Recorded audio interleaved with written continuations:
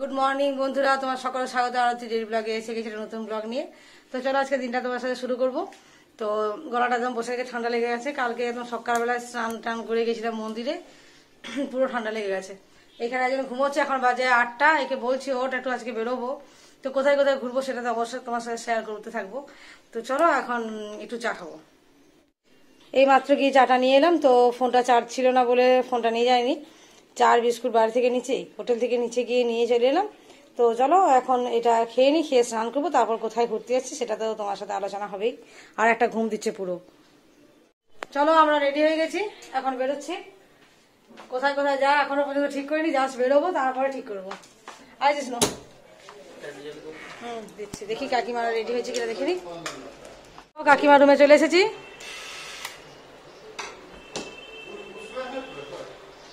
Ready ready চল। সবাই মিলে আমরা বেরিয়ে পড়েছি। আর এখন আমরা কেউ টিফিন করিনি, সকালে যা চা বিস্কুট খেয়েছিলাম সেটাই। এখন আমরা যাচ্ছি কলেজ স্ট্রিট। কলেজ স্ট্রিটে গিয়ে কয়েকটা বই কিনবার আছে, আর মেয়ের বই টই কিনে নেব, তারপরে আমরা টিফিন করব। এখন তো খুব একটা বেলাও হয়নি, এখন বাজে 8:30 মতো। তাই কারো এখনও সেরকমভাবে খিদে পায়নি। তো আগে বইগুলো কিনে নিই, তারপরে খাওয়ার কথা পরে ভাববো। এখান থেকে বেরিয়ে তখন একটু কোথাও আশেপাশে যাবো, আরও ঘোরাঘুরি করবো, মার্কেটিং করবো। বাজার টাজারগুলো কাকিমারা ঘুরে দেখেনি, কাকিমাদেরকে একটু বাজারটা ঘুরিয়ে দেখাবো। তো চলো, বই কেনা হয়ে গেছে। এই দেখো আমাদের একটা কলকাতার ঐতিহ্য হলুদ ট্যাক্সি আর ট্রাম। তো চলো আমরা এখন ট্যাক্সি করে নিয়েছি। ট্যাক্সিটা করে এখন আমরা যাবো, একটু ঘোরাঘুরি করবো, মার্কেটিং করবো। কোথায় যাবো এখন কিছু ঠিক করিনি। তো দেখো আমরা শিয়ালদহর পাশ দিয়ে বেরোচ্ছি, স্টেশনের এটা পাশ দিয়ে যেতে। আর যেখানে যায় ভারতের পতাকা দেখলে তো একটা অন্যরকম ফিলিংস হয়। তো এই পতাকাটা যখন উঠতে দেখি না, তখন একটা কীরকম যেন হয় মনের ভেতরে। ভাবলাম তোমার সাথে একটু শেয়ার করি। এটা আমাদের বাঁকুড়াতে স্টেশনেও আছে, প্রত্যেক জায়গাতেই আছে, প্রত্যেকটা স্টেশনে এখন আছে। তো যাই হোক, চলো একটু এদিক ওদিক ঘোরাঘুরি করবো, আর যতক্ষণ এনার্জি আছে আর কি। আজকে প্রচুর রোদ উঠেছে, অন্যদিন যেন রোদটা একটু কম ছিল এই দুটো দিন, ওই জন্য একটু আরামে ঘুরতে পেরেছিলাম। আজ কিন্তু রোদটা খুব বেশি আছে, বোধহয় সারাদিন ঘুরতে পারবো না। তো যতটুকু সম্ভব ঘোরাঘুরি করে তারপর চলে যাব রুমে রেস্ট নেওয়ার পরে আবার 3:30 থেকে বেরোবার প্ল্যান করলাম আমরা। তো চলো এখন আমরা যাচ্ছি রুমে। আমাদের রুমের সামনেই ধর্মতলায় চলে এসেছি, আর সেখানে একটা সমাবেশ হচ্ছে, জনসমাবেশ। তো এখানে বেশ সুন্দর গান টান হচ্ছে। এখনও পর্যন্ত সেরকম জমায়েত কিছু হয়নি, হয়তো দুপুর দিকটাই হবে। তো চলো এখন আমরা রুমে গিয়ে রেস্ট নেব, রেস্ট নেওয়ার পরে আবার বেরোবো। আর এখন বিকেলবেলা আমরা বেরিয়ে পড়েছি, এখন বাজে ঘড়িতে প্রায় 3:30 মতো। এখন আমরা যাব ইকো পার্ক। ইকো পার্ক যাওয়ার জন্য মানে একটুখানি রুমে ঢুকেছিলাম, রেস্ট নিয়েছি, সেটা তখন আর ব্লগ করা হয়নি। তো যাই হোক চলো, আজকে প্রচুর ভিড় বাজারে, এত ভিড় মানে ভাবার নয়। মানে এত মানুষ বেরিয়েছে, 2 দিন ছিলাম, এত ভিড় কিন্তু থাকেনি। ছিল ভিড়, তো সবসময় থাকে ধর্মতলায়, ব্যস্ত জায়গা, কিন্তু আজকে একটু বেশিই লাগলো। তো যাই হোক চলো, এখন আমরা আবার ক্যাব বুক করে নিয়েছি, ক্যাবে করে যাচ্ছি এখন ইকো পার্ক যাবো। তো এখান থেকে অনেকটা ইকো পার্কে আমাদের নিয়েছে 600 টাকা ভাড়া নিয়েছে ক্যাবে। তো আমরা মোটামুটি কাছাকাছি এসেই পড়েছি, আর একটুখানি গেলেই পৌঁছে যাব। তো চারপাশটা তোমার সাথে একটু শেয়ার করে করে যাচ্ছি। কলকাতা আসতে আমার খুব ভালো লাগে। আগে যেমন রেগুলার আসতাম প্রত্যেক বছর, মাঝখানটা একটুখানি করোনার জন্য বন্ধ ছিল, আবার আসা শুরু হয়েছে, আবার আসবো, পরে আবার আসা শুরু করব। আবার এই তো শুরু হলো, মাঝখানটা গ্যাপ ছিল।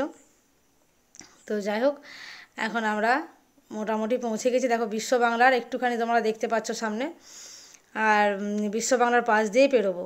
বিশ্ব বাংলা দেখার আমার অনেক দিনের ইচ্ছে ছিল, কিন্তু দেখা হয়ে উঠছিল না। তো যাই হোক, এখন চলে এসেছি, একদম কাছ থেকে দেখতে পাবো। তো এখানে কিন্তু এখন টিকিট পাওয়া যাচ্ছে না, ভেবেছিলাম টিকিট কেটে ওপরে উঠবো, কিন্তু টিকিট আমরা অ্যারেঞ্জ করতে পারিনি। নেক্সট বার দেখবো, নেক্সট বার চেষ্টা করব যাতে করে একটু বিশ্ব বাংলা যদি ওপরটা ওঠা যায় রেস্টুরেন্টে, কিন্তু রেস্টুরেন্টে যাওয়ার আমরা টিকিট পাইনি। তাই এখন আমরা গাড়ি থেকে দেখে নিচ্ছি। ড্রাইভার সাহেবকে বলা হলো যে একটুখানি যে দাঁড়াতেন, আমরা ছবি তুলতাম, রাজি হয়নি। ফেরার সময় চেষ্টা করব। তো এখন আপাতত এটা সামনের দিকে দেখেই পেরিয়ে যায়, যদি সম্ভব হয় তো আসার সময় একটুখানি নামবো। তো জানি না তখন আবার কীরকম কী ড্রাইভার জোটে, কী হয় দেখা যাক। আমরা পৌঁছে গেছি ইকো পার্কে। তো এখন এখানে কয়েকটা ছবি টবি তোলা হচ্ছে। আর যেহেতু আমরা অনেক আগেই খাওয়া দাওয়া করেছিলাম, খিদে একটু পেয়ে গেছে, ওই জন্য এখন সামনে থেকে আমরা একটু ভেলপুরি, পাপড়ি চাট এগুলো নিয়ে তারপরে ভেতরে যাব। তো এখন সবাই ছবি টবি তুলছি, ইকো পার্ক লেখা যেখানে আছে সেখানে ছবি তুলছি। ভেলপুরি আর পাপড়ি চাট আমরা নিয়ে নিচ্ছি, বাইরের গেটেই পেয়ে গেছি। আর এখন আর আগের মতো নিয়ম নেই, খাবার নিয়ে আরামসে ভেতরে যাওয়া যায়। আগে কিন্তু এই নিয়মটা ছিল না। তো সবাই খেয়েছে পাপড়ি চাট, আমি একাই ছিলাম ভেলপুরির পার্টনার। তো যাই হোক, আমি ভেলপুরিটাই খেলাম। আর যেহেতু খাবারটা খেয়ে শেষ করতে পারিনি, এই জন্য খাবার নিয়ে ভেতরেই চলে গেলাম, যেহেতু অ্যালাউ আছে। তো এখন চলো খেতে খেতে যাই। এখন এতটা জায়গা তো ঘোরা এমনিতে সম্ভব না, আমরা এখন গাড়ির ব্যবস্থা করার চেষ্টা করছি। এই দেখো মাদার ওয়ার্কস মিউজিয়ামটা সামনেই আছে। তো যদি সময় হাতে থাকে তবে যাব। তো মনে হচ্ছে যে আজ আর হয়ে হয়তো উঠবে না, কেননা ভীষণই অন্ধকার হয়ে গেছে, মানে অন্ধকার হয়ে আসছে। আইফেল টাওয়ারটা দেখতেই পেলে তোমরা, একটু দেখালাম। তো অনেকক্ষণ লাইন দেওয়ার পরে আমরা একটা গাড়ি পেয়েছি। তো গাড়িতে 6 জন করে অ্যালাউ আছে। তো যাই হোক, আমাদের একটা ফ্যামিলি আর পেছনে একটা ফ্যামিলি। তো যাই হোক, আমরা মোটামুটি 6 জন হয়ে গেছি, এখন যাচ্ছি। গাড়িতে করে একটুখানি বেরোতে না বেরোতে সাথে সাথে অন্ধকার হয়ে গেল। আসলে গাড়ি নেবার জন্য লাইন দিতে হয়েছিল, আর পৌঁছতে অনেকটা রাস্তা তো ধর্মতলা থেকে, ওই জন্য লেট হয়ে গেছে আমাদের। তো যাই হোক, এখন আমরা সপ্তম আশ্চর্য দেখার জন্য একটু ছটফট করছি। আর যেহেতু যে গাড়ি চালাচ্ছে তাকে বলা হলো, ড্রাইভার সাহেবকে, যে একটুখানি আমার দাঁড়াবে নাকি সপ্তম আশ্চর্যের ওখানে? বলছে না, দাঁড়াবো না, দাঁড়ানো যাবে না, আপনাদেরকে ঘুরতে ঘুরতে দেখে নিতে হবে। তো সেটা একটু অস্বস্তিকর তো বটেই, আর একটু খারাপও লাগলো যে এতটা যে জন্য আসা সেটা দেখতে পেলাম না। তো অনেকে দেখো সাইকেল নিয়ে ঘুরছে না, এখানে সাইকেলও ভাড়া পাওয়া যায়। যেমন গাড়ি আছে ডবল সিটের, ডবল প্যাডেলের সাইকেল আছে, সাইকেল নিতে চাইলে সাইকেল পাবে, টয় ট্রেন পাবে। আর গাড়ি, আমরা গাড়িটায় চুজ করেছিলাম। গাড়িতে কিন্তু পার হেড 100 টাকা করে ভাড়া।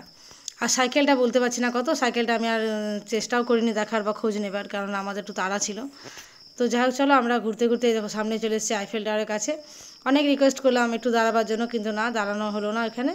তো সেই জন্য আমাদের খারাপ লাগলো। তো বারবার বলেনি যেখানে তাজমহল আছে একটু ওখানে তো দাঁড়াবেন, কিন্তু রাজি নয়, যে এরকম আমাদের রুল নেই, তাহলে আপনাকে নেমে যেতে হবে। তো যাই হোক, চলো এখন আপাতত যেহেতু অন্ধকার হয়ে গেছে আবার ফিরতে হবে, সেটাও মাথায় আছে। কী যে করবো, কিছু ডিসিশন নিতে পারছি না। কাকিমার সাথে অনেক আলোচনা করলাম। এই দেখো, এটা হচ্ছে আমাদের বাঁকুড়ার বিষ্ণুপুরের জোড়বাংলার একটা মডেল।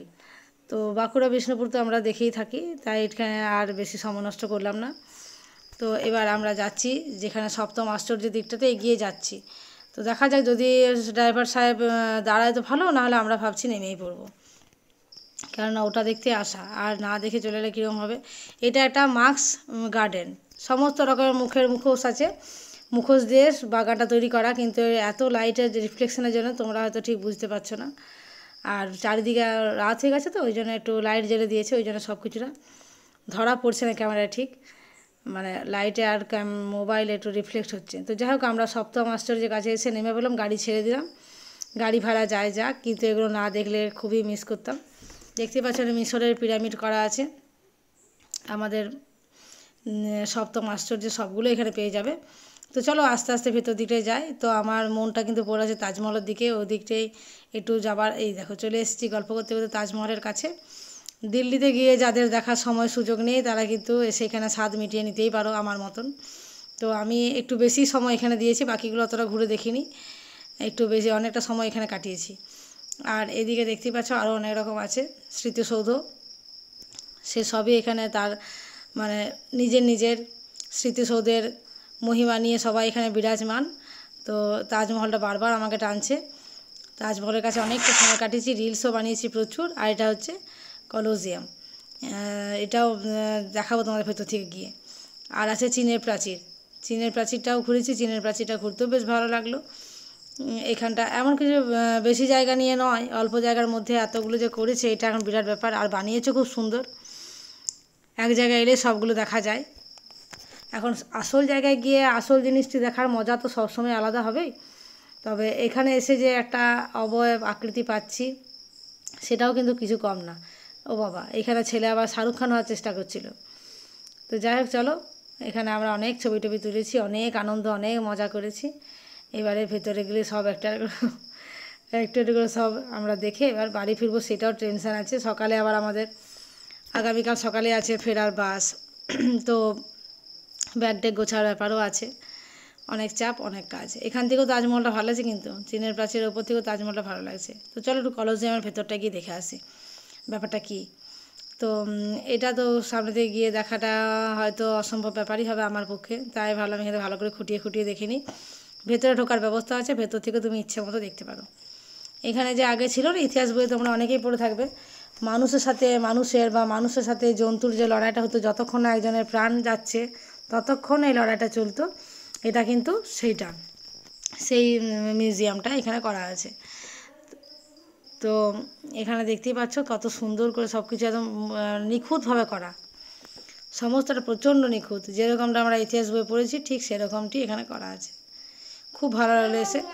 চলো বেরিয়ে পড়লাম। এখন বেজে গেছে প্রায় 8:30 মতো, অনেকটা বেশি রাত হয়ে গেছে। তো বিশ্ব বাংলার কাছে এই ড্রাইভারটাকে বলেছিলাম এই ক্যাবের, যে দাদা একটু দাঁড়ান, আমরা একটু ছবি টবি তুলবো, আবার কখন আসবো, আমরা বাইরে থেকে আসছি। তো যাই হোক রিকোয়েস্ট করার পরে কিন্তু উনি এখানে দাঁড়িয়েছিলেন, আর ইচ্ছে মতো আমরা সবাই মিলে ছবি টবি তুলেছি। আর দেখো ওখান থেকে সোজা চলে এসেছিলাম ধর্মতলায়, বেশ কিছু মার্কেটিং বাকি ছিল, ওই জন্য একটু বেশ তাড়াহুড়ো করে চলে এসেছি।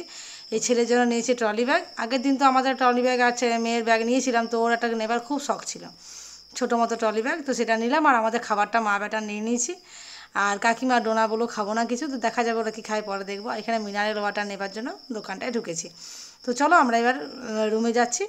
2টো বোতল নিয়ে নিয়েছি। আর এই যে আমাদের খাবার, এখানে সস আছে, আর চিলি চিকেন আছে, আর fried rice. Chilli chicken fried rice তো আমার সবসময় খুব পছন্দের খাবার, ওইটা নিয়েছি। আর ছেলের জন্য নিয়েছি একটা চিকেন চাউমিন। তো চলো এরপরে ব্যাগটা প্যাক করে নিই। তো এখানে ব্যাগ আমি খাওয়া দাওয়া করে প্যাক করে নিয়েছি।